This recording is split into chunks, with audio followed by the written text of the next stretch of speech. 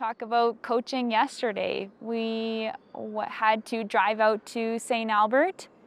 So we first had to load up all our poles from the middle of Edmonton. And so you have to think about what athletes are going to be there that day, what range of poles you might need, different lengths and weights. You have to find those, put them in a tube, strap that tube onto a vehicle with some ratchet straps, and make sure it's put on correctly so it's not fishtailing down the highway. When you get to the site, we want to make sure that the mats are all set up for the athletes. So you got to unload the poles, bring out the standards, just make sure there's no safety issues going on. And then make sure the athletes are ready to go. So they have their marks, the tape measures out, they have their chalk for their grip, and that they're kind of dressed and ready and mentally prepared to get going for the day. So being a pole vault coach is managing a lot of factors and being able to multitask. We'll just do one grip up. Even if you only have a few athletes, it's your mind and your vision are in a lot of places all at one time. Hi, I'm Robyn Webster, and I'm a pole vault coach in Edmonton, Alberta.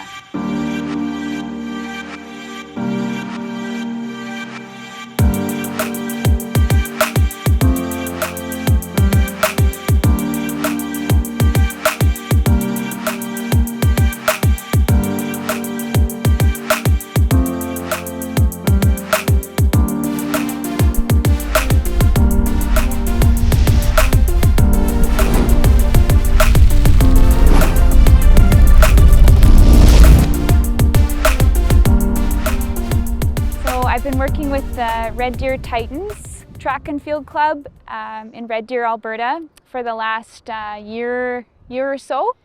I'm also working with the St. Albert Mustangs just outside Edmonton here, and they've got some jumpers and multi-eventers who are looking to pick up pole vault, so that's been really fun.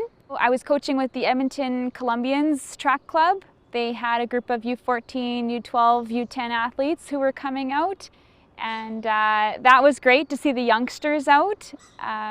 Most of them had never tried pole vault before, and we had some who were really keen and did really well. And Edmonton International Track Club, which is the main pole vault club here in Edmonton. And if they've got younger athletes, they are sending them to me right now. And actually, basically any other club or school in the city who has athletes looking to try pole vault or wants to put on a camp, I've basically been involved in all of those as well. We were involved in every school sport right away at elementary school. My dad was a coach of all things, all sports. He was a fabulous coach and actually who got me hooked on track and field as well. Cross-country running, playing volleyball, handball, soccer, everything you could in a small town. And then we also were really involved with horses. My mom was quite a horse woman, so we started English horseback riding when I was probably 6. I got my first pony, and we started doing riding lessons and show jumping and dressage, and eventually eventing as well. Actually, I watched my dad compete as a masters athlete. He was a steeplechaser and more of an endurance middle distance runner when he was growing up, and loved track and field. It was his passion. Had a brief period where he competed as a masters athlete, and I remember watching him as a little kid lying underneath the steeplechase, the water jump, and I just fell in love with track and field in that moment. I don't know why or how, but from then on I wanted to do cross country. I wanted to do every event at the school track and field day, and it just kind of progressed from there. I went to my first club track and field meet, BC Elementary Championships, and won long jump and triple jump. and thought, oh man, I like this sport and it seems to be going well. So I basically started training in my small town on a cinder track with my dad as my coach. He used to rent VHS videos from the resource library to learn how to teach me long and triple jump, which I'll never forget to this day. So I kind of started to go down the sprints and jumps pathway, the 100, 200, 400, long jump, triple jump, tried hurdles a little bit. Nothing spectacular, you know, made high school provincials every year, but from a small zone, and yeah, just kept loving it and wanting to improve. I actually tore my ACL and MCL in high school playing basketball, and so that kind of derailed my grade 11 track and field year, which is quite an important year. So I had big dreams of, you know, going to varsity and NCAA, but it was looking like I was going to be a walk-on, if anything. So ended up deciding to go to the University of Calgary. They had a really strong women's indoor track and field team and a very strong head coach there at the time. Walk on to the team and try out and see if I could make it. And so my dad suggested I try out for the cross-country team to start, even though I was a speed power athlete at the time. He said, oh, go get your base training in. So I went out, and very quickly on the first day, the cross-country coaches pointed me in the direction of the speed power group. They said, you can bound like the wind and you can sprint. You're in the wrong group. So they pointed me over to the speed power group, and pretty quickly they asked if I would consider trying pole vault. I'd never tried pole vault before. We didn't have that in a small town. It was still pretty limited for women in general in Canada and the world. So I thought, sure, I'll try it. Why not? At 18, and did a little bit that first year, battled some injuries, so had to take some time off and couldn't do much that first year. And then I came back for my second year, and it just kind of started to take off. I was pole vaulting, lifting weights, sprinting, and also trying to make the relay team as well. And pole vault just really quickly started on a pretty positive trajectory. And I think I fell in love with the fact that it was so self-motivated, and it was you and that pole every day. It was you and that mat every day.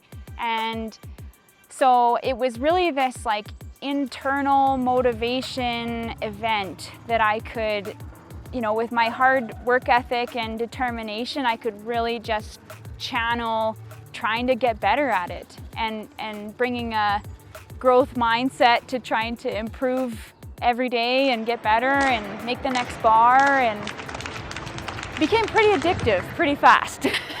I guess the story, it just goes from there. I just kind of kept improving and kept sprinting as well. And yeah, finished my varsity career, ended up being captain of my university team, which was pretty cool, from being a walk-on to being captain on the team. And yeah, just kind of kept going and striving for more. So pole vault has taken me all over the world. I've moved cities a few times. I took a break from university and actually spent a year in England training with the Great British team, leading up to the London Olympics in 2012. I decided to pursue pole vaulting post-collegiately as well, so I eventually moved up here to Edmonton from Calgary to join a very profound training group. And I vaulted up here for 5 years, I think. I think it was 5 years. And we traveled all over. We went to the States quite a bit, and definitely all around Canada, from the East Coast to the West Coast. So yeah, it's introduced me to so many people and friends who I'm still friends with today, and just the most special community that you could imagine. People who would bend over backwards for you from around the country. You forget your poles, they'll loan you poles. You need a couch to sleep on while you go to a meet, they'll offer their couch. I can't say enough about the pole vault community. It's such a warm, welcoming bunch that have a really good time together. I've had probably every injury in the book, had to take lots of little breaks here and there to manage those injuries, lots of chiro appointments on a weekly basis just to keep my body working, and juggling things like being in school or working at a desk at the same time. So yeah, a lot of physical challenges, and of course, you know, just the event of pole vault itself. Things can go wrong all the time, and you might be a little banged up afterwards. But I'd say even more than the physical challenge is the mental challenge. You have to basically be comfortable going outside your limit, and be okay with fear and being able to challenge the limits of your fear. When you pick up the pole at the end of the runway, you have to be so confident that you are coming down and putting your hands up into that box, you know, a meter, 2 meters away from that box with your hands and body extended, and just be comfortable flying into a very vulnerable position. And to do that, you have to be able to push your poles, your grips, how high you're holding on the pole, your speed coming down the runway, because clearing that next bar is always a matter of just pushing everything right to the edge of your limit. So it is very challenging mentally, and a lot of vaulters over the course of their career go through mental struggles where one day they look down that runway and they are scared, and they're not sure why or how it happened, but all of a sudden they're scared. And so you have to figure out how to manage that, and how to work through it or not work through it. And I'd say that's probably the hardest part about our event, and why not everybody does it. So it's really a unique one for physical and mental challenges that way. Although there's plenty of challenges with pole vault, we have so many resources now as the years go on, in terms of therapists, mental performance consultants. We have so much information about recovery and how to take care of our bodies. Look how much we know about nutrition now, and just what to eat to be fueled for training, and what kind of equipment we need as well. I think as I got older in my career, my 12 plus career, I actually got mentally and physically stronger towards the end of my career, where I started to understand my mind as well as my body, and what I needed to be successful with the resources around me. Nationals, Canadian National Championships in Ottawa, I can't even remember the year, 2018 maybe? Our whole training group from Edmonton went out to Nationals. We rented a house on Airbnb, and it was so hot. It was 40 degrees and so humid, and I think it was so humid the house was sweating, and the AC was also broken. So we all just pulled all our beds down to the basement, and all of us, like 15 of us, slept on the floor of this wet basement like it was a slumber party when you're 10 years old. And we all got up and competed that weekend at Canadian National Championships, and many of us had really good weekends as well.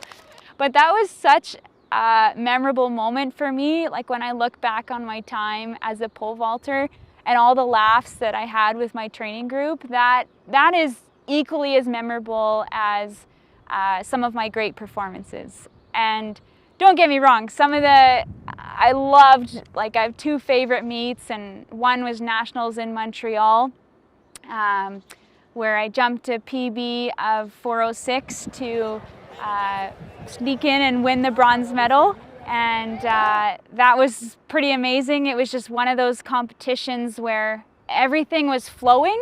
I was in that flow state, and coach said go up a pole, and I could just go up the pole and didn't even think twice about it. And it was just this strong feeling of confidence and execution, and I can't even describe how it happened, but it was just a perfect meet for me. So that was really fun, and to have friends and training partners and coaches there to celebrate with you in Montreal, amazing city. And the second one was my personal best of 4:10 in Seattle at the University of Washington. And I woke up that morning sick as a dog. I did not think I could even get out of bed. And to top that off, I got put in the wrong section. So I actually got put in the lower section for the competition. So you could be a little frustrated at that, to not be in the top section. But aside from those factors, I just got out on the runway and just didn't think twice about anything. I just literally thought about executing down the runway, and before I knew it, I was bombing over 4:10.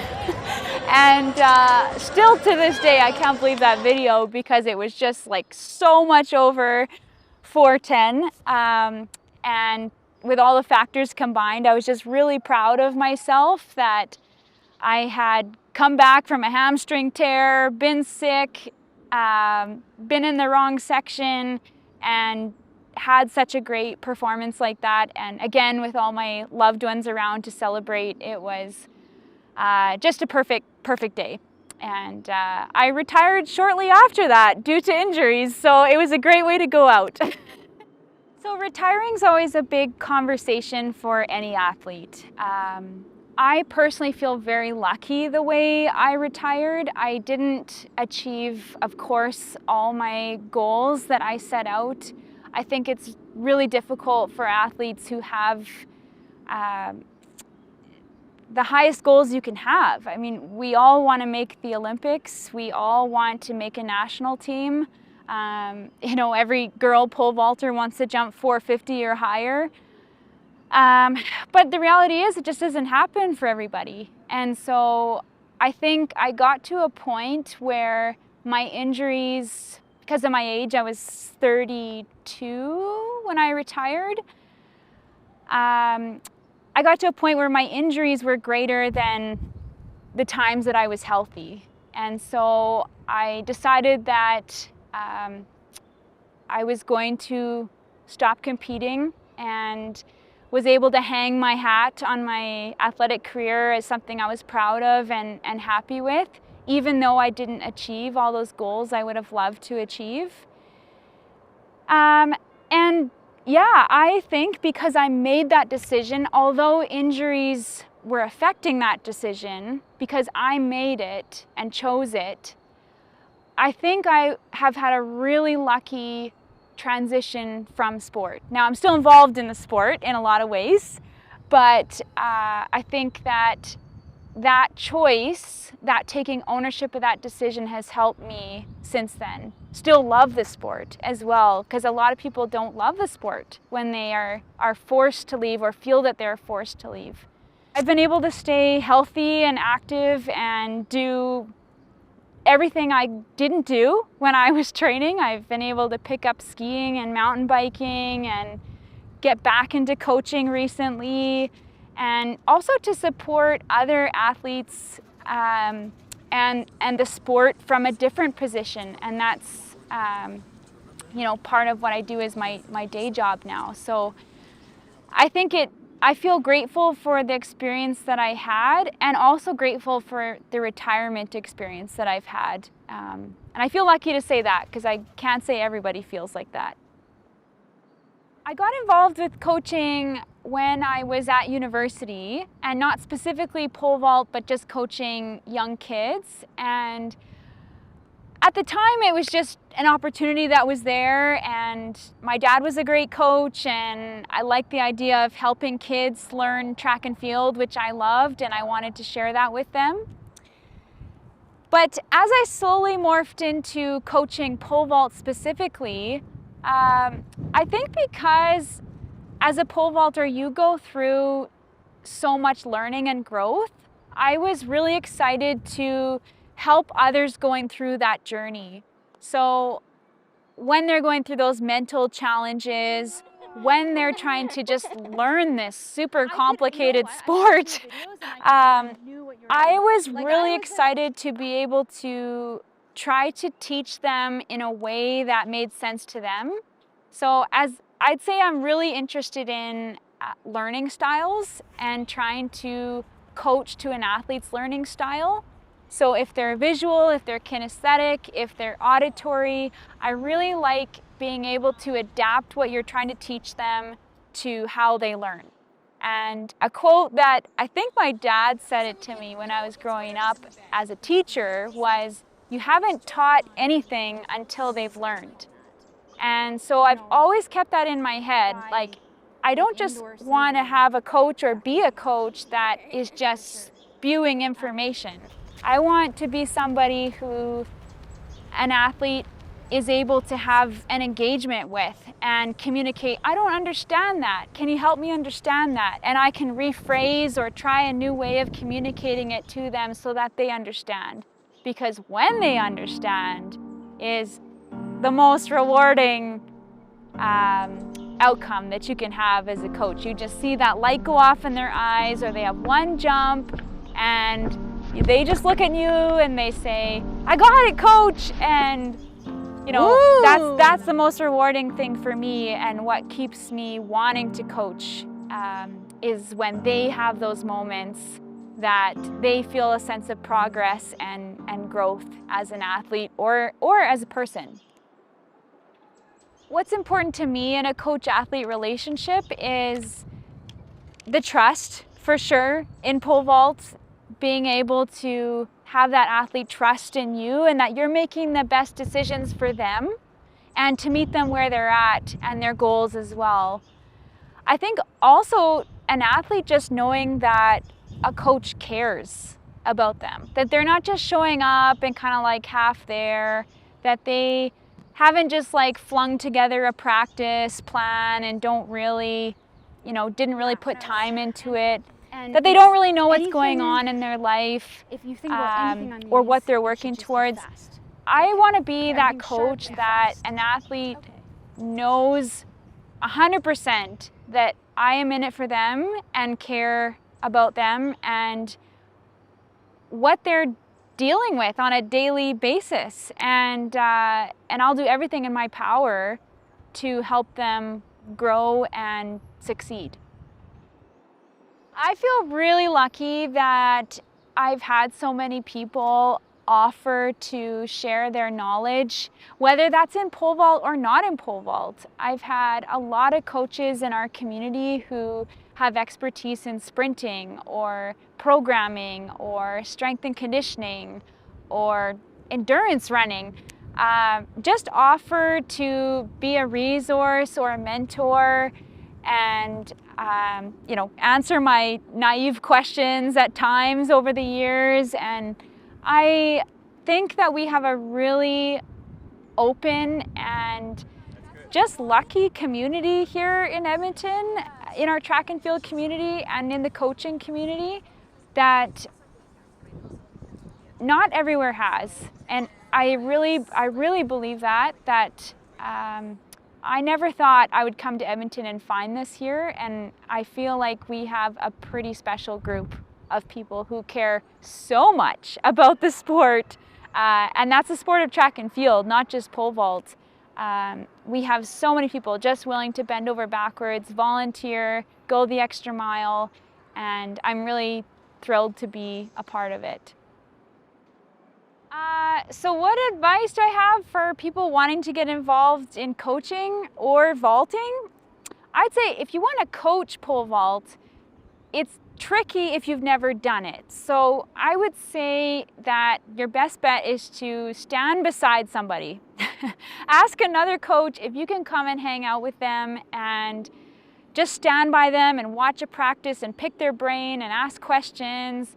I mean, there's some courses you could find online in the States, but there's really not a lot of formal education on pole vault. It's very informal right now.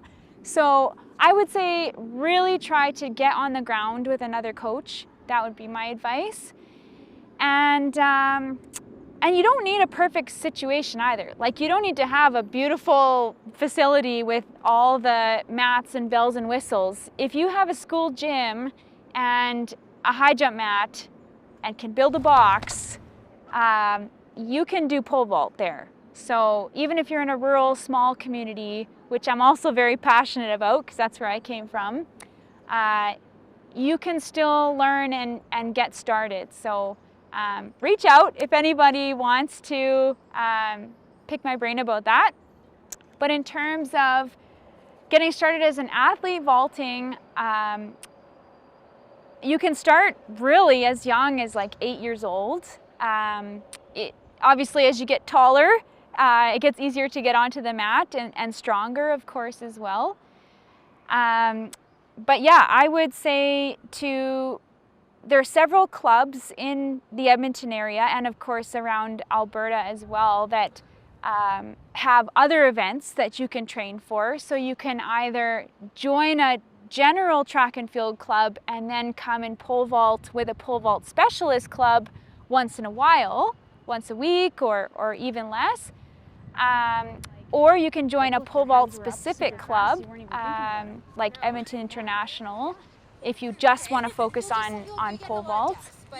And if you're doing a ton of other sports, which a lot of young people are, like hockey and basketball, gymnastics, you can always do drop-in training with that pole vault specialist club as well. So you don't have to necessarily give up your other sports and other events to pole vault, and I think that's often a misconception.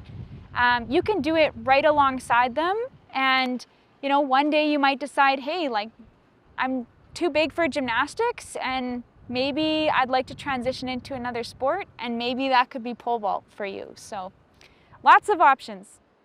I'd say being involved in track and field, pole vault, or even just general sport and fitness is an amazing way to not only keep your body healthy, but also to challenge your body as well and to develop really healthy habits and routines. Like, training for 12 years competitively for pole vault has basically ingrained a healthy lifestyle in me where, you know, I love to work out once a day. It's a physical release, it's an emotional release for me. It doesn't need to be 3.5 hours anymore. Like when I was training full time, it might be 20 minutes here and there, but it has taught me such discipline and healthy habits in terms of my physical wellness. It's taught me how to fuel and prepare my body in terms of nutrition, hydration, trying to feel when something's off or you're imbalanced. If you need to supplement with something, that you need to sleep. Sleep is so important that you need to go to bed early enough and be disciplined about it as well, because that's setting you up for the rest of your day. Whatever you're performing at, even if you're not an athlete, your sleep and your fuel and your regimen is preparing you for the rest of your day, and as you age as well. I would say on the psychological front or the mental skills front, training as an athlete has, aside from giving me so much discipline, it has really helped me become more resilient and just overcome, if I have a goal and there are factors in the way or obstacles in the way of getting to that goal, how to work around them, how to pivot, how to adapt, how to do plan B, how to just think differently about what you're trying to achieve, and using that end goal or that daily goal of just trying to do the best you can on that day as being like a motivation for overcoming the hard things, but also just giving you something to be excited for and work towards as well. Challenge yourself. So, and of course, like the community and belonging that you get out of being a part of a sport and healthy activity as well. I think that all those things are amazing values that have come out of participation in sport at whatever level that is, recreational to competitive. My passion in the sport as a coach and as a general lover of the sport has been to help particularly high school athletes, high school, junior high athletes, or people starting out in the sport, to set them on a path where they can take the sport somewhere. Whether that is them being able to compete at their high school championships, or maybe that's them being able to compete at a national championships. Or maybe that is them actually making a varsity team and having that experience. I would love to provide healthy, holistic foundations in the sport for athletes who are coming in at a young age. Have them have a positive experience, be able to look back and smile, have them feel proud of what they've achieved and proud of having the opportunity to go on to whatever path is in front of them. If they can look back and say, you know what, that was an awesome experience and maybe I want to coach one day, or I'm thankful that I had a coach that encouraged me to play basketball instead of pole vault or something like that. So I think that that's what I'm most looking forward to as a coach, is just to help support athletes on their journey and then send them off and hope they, you know, have a great experience in their life for whatever's next. I'd love to see the sport, especially the sport of pole vault, grow into new areas. It's such, our biggest challenge is accessibility. Where are the mats, you know, where do we have mats? Where do we have a box, like a metal box to actually plant these poles in? Where is there a good set of poles?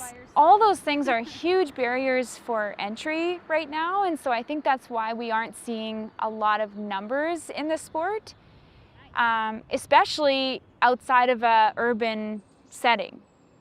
So I would love to see us in the pole vault community get really creative with how we're sharing this sport outside of its traditional format. So can we look at new facilities? Can we travel to different towns? Can we help mentor other coaches to set up a small pole vault facility in their hometown? I would like those of us who have been in the sport as an athlete or a coach to kind of rally together and try to keep sharing this and broadening how we're sharing it with the rest of our community, because I think it's such a fun event, and I think more people would love it if we can help bring it to them. So looking forward to that.